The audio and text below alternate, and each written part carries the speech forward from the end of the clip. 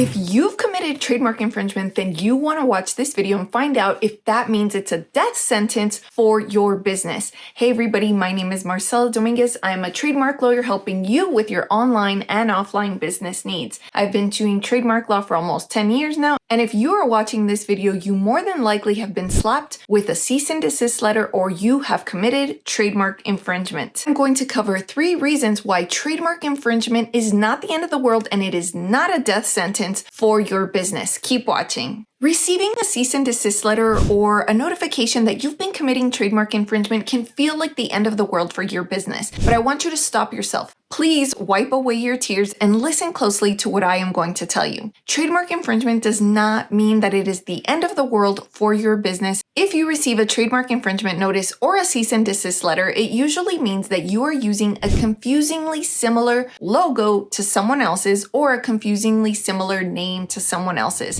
It doesn't mean that they're using the exact name or the exact logo. It just means confusingly similar. So if you receive a trademark infringement notice or a cease and desist letter, then you do have a couple of options and crying is not one of them. So as we talk about the top 3 reasons why it's not a death sentence for your business, I will be including the options for you when you do receive this kind of letter. Number 1, are you willing to stop using the name or the logo that is confusingly similar and that is the reason for why you received a trademark infringement notice to begin with? So I'm asking you, are you willing to stop using the name? Are you willing to stop using the logo that is the source of contention? If your answer is yes, Marcella, I am willing to stop because I want all of this to go away. It's the worst thing that's ever happened to me. Then more than likely you should be okay. And why is that? Well, most of the time when cease and desist letters go out, it means that that party is really annoyed and frustrated and upset with you because you are using a confusingly similar name. So when you are willing to stop using that name or logo, it could be enough to calm the other party down. Just imagine that somebody is picking and poking and prodding at you and sort of annoying you and frustrating you. And it rises to the level of you getting upset and angry and telling someone to stop or to cut it out. Most of the time, you hope that by standing up to that aggressor is enough to get them to stop.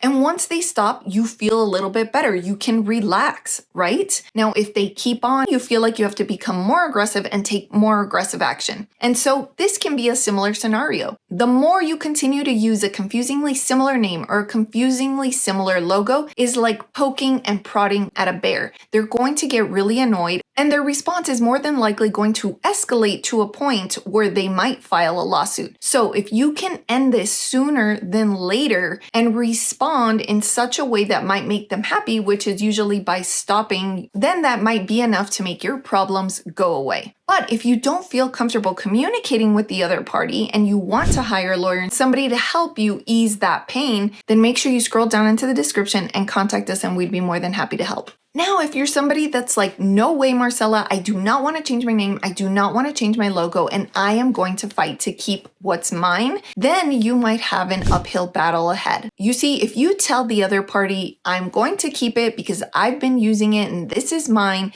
then it is the equivalent of continuing to poke and prod the bear. Now, before you ask yourself, am I willing to stop using the name or stop using the logo, you should really be asking yourself, how do I want this to end? Do I want this to end in a bloodbath and I'm willing to go all in? Or do I want this to end peacefully and amicably? Developing answers to those questions will really help you figure out what kind of strategy you want to employ moving forward. So if you're somebody that's willing to enter a bloodbath and you have deep pockets, in other words, you have the financial resources to fight for your name and logo, then you want to make sure that you actually have priority use of your name. So if you want to know what I mean by priority use of your name, make sure to catch that video right there where I go into more explanation about who was using a trademark first and who can actually claim ownership over a particular trademark. Number 2, are you willing to change your name? If you already know from the get-go that you're willing to change your name, then that might be the best route for you. It might allow you to save a lot of heartache and a lot of headaches. You see, whenever you want to fight somebody, obviously it takes financial resources, right? You more than likely have to hire a lawyer, or if you're not hiring a lawyer and doing this on your own, then it might take up a lot of your time. Not to mention that you might also be digging your hole a little bit deeper because you don't really know how to respond or what to say, or get yourself into deeper trouble by admitting something that maybe you should have just not talked about from the beginning. So I'm not ever saying that you're going to lie to the other party, but what I am saying is that you have to employ some kind of strategy, and without having the legal experience to communicate through a trademark infringement problem, you might be digging yourself into a deeper hole and creating a bigger problem. So if you are willing to change your name, then communicate that to your lawyer. Let your lawyer know. That way you can get to a solution faster. Trademark infringement can feel very painful to business owners because they feel like it's the end of the world. But that's what this video is here for, to tell you that it is not the end of the world. And if you know me personally, you know that I like to get to a solution quickly because sometimes it doesn't help to be looking in the rear view mirror forever. Let's just get to something that's going to allow you to move forward as a business owner and that will make everybody happy, or at least one person happier than the other, because you can't always make everybody happy, but we can make it less painful. Now, let me tell you something that is very, very important, and listen up. There are lots of people that think they are entitled to their name and that they are not going to give it up for anything, for anyone, and not for any amount of money either. Now, before you decide that that is going to be your position, you really have to make sure that you have priority use of the name, because lots of people are really quick to defend their position without really understanding what it takes to basically win that argument. And that is, you have to have priority use over somebody. So if somebody was using the name before you and they were using it on a nationwide basis, they even have a registered trademark with the United States Patent and Trademark Office, but yet you're here saying that the trademark is yours and you started using it after them, you might not be in the best position to keep that name or to fight for that name. So I just want to make sure that you understand what priority use means. And like I said, you can learn more about it in that video right there. Number 3, why a trademark infringement notice or a cease and desist letter is not the end of the world, and it does not mean it's a death sentence for your business. Communicate, communicate, communicate. You can find out a lot of information from the other party by simply communicating. You can get a feel for where they stand. What is their position? Are they willing to also fight tooth and nail? Are they willing to invest lots and lots of money to fight this until the very end? By entering into communications with the other party, you will get a feel for where they stand. And it might not happen on the first communication. Sometimes it has to happen between both lawyers over the course of, many emails or many phone calls, and you'll get to understand whether they are amenable to an agreement. Sometimes there's a certain type of language that is used in a cease and desist letter that might encourage the other party to come to an agreement because they don't really want to enter into litigation. Communication is everything. If you have somebody who can communicate well with the other party, you can really get a feel for where they stand. We were in a situation where the other side had sent my client a cease and desist, and before we know it, after a couple of communications, they decided that it was not worth pursuing for them. They decided at the end of the day that the confusion, I guess, wasn't bad enough for them to continue to pursue litigation or to continue to pursue these communications and use up their client's resources. The feeling that you get after the first communication might not be the same feeling that you get after the third communication. These are things that you can only gauge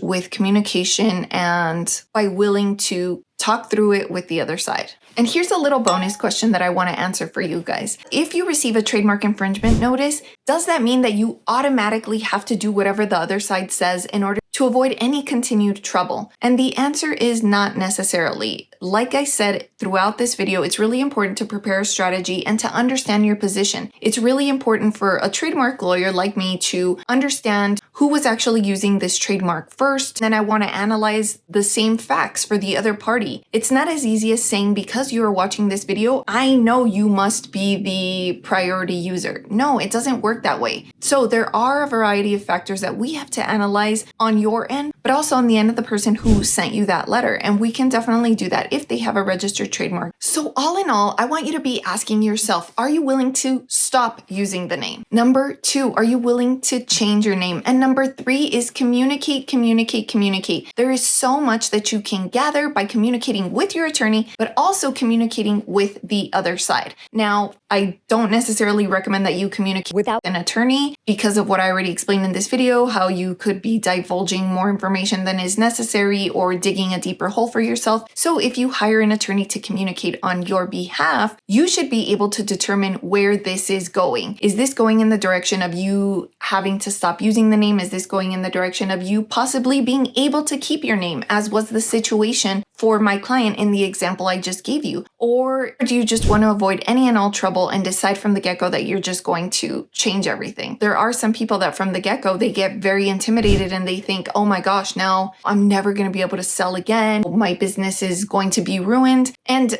listen, if you're in entrepreneurship for the long haul, your business is not going to be ruined. You can always reestablish something. You can always rebrand. And if you've had good client relationships, then a name change or a logo change will not be detrimental to your business. And just remember, if you have to choose a different name for your business, they're still going to like you because you are you. Your products are still your products. The services are still the services. We're only talking about a logo or a name here. So really look on the bright side and choose somebody that will be on your side and that's optimistic for you that it all will work out. So if you need our help, make sure to scroll down into the description below and we'd be happy to help you with the trademark infringement issues that you are facing.